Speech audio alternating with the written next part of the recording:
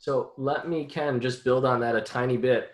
One of the things I found helpful with boots on the ground hires is you are hiring them to complete, as Ken said, relatively easy tasks. And it doesn't take that much work, so you can afford to overpay them.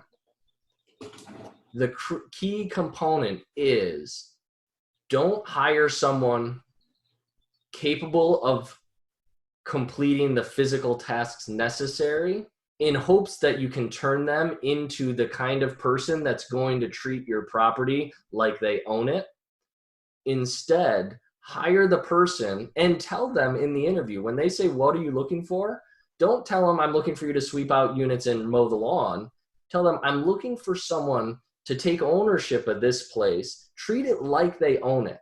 So much so that I, up in New York or the Carolinas, can forget that I own it, and none of my customers will realize that I forgot."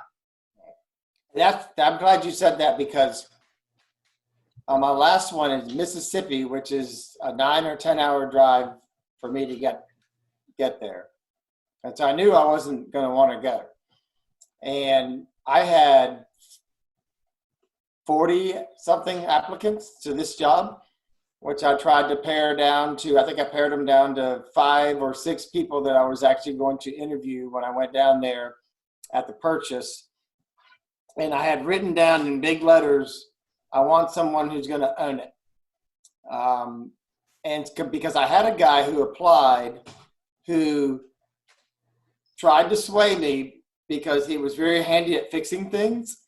And he really sold himself like, "I think I can fix these doors for you," and, all that. And my greedy side was like, "Wow, that'll be cheap," and everything.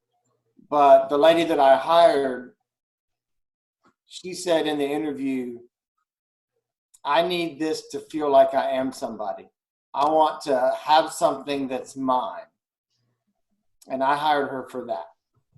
And so she can't fix any doors, and that may cost me some money, but I think I made the right decision. She cares about it. I'm very fortunate right now in that they all care. They all care about it. It matters to them whether or not it's doing good.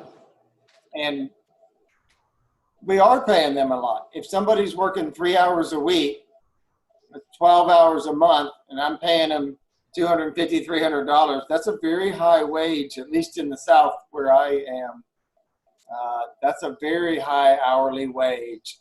And so I give them that speech too. I'm like, "Look, there's going to be a lot of months when you're going to be making too much money. But when I call you because I need something, I expect you to do what I need you to do. That's when you're going to earn the rest of that money." And I say that.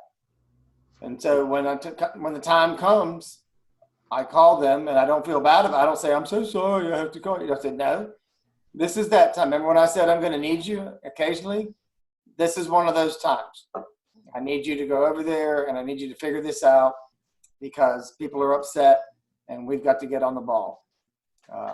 And Ken, I can hear everybody in their brain going, "Wow, that's awesome. It can't be that easy. How did it happen?" So what I want to underscore for everybody is, Ken mentioned it before, that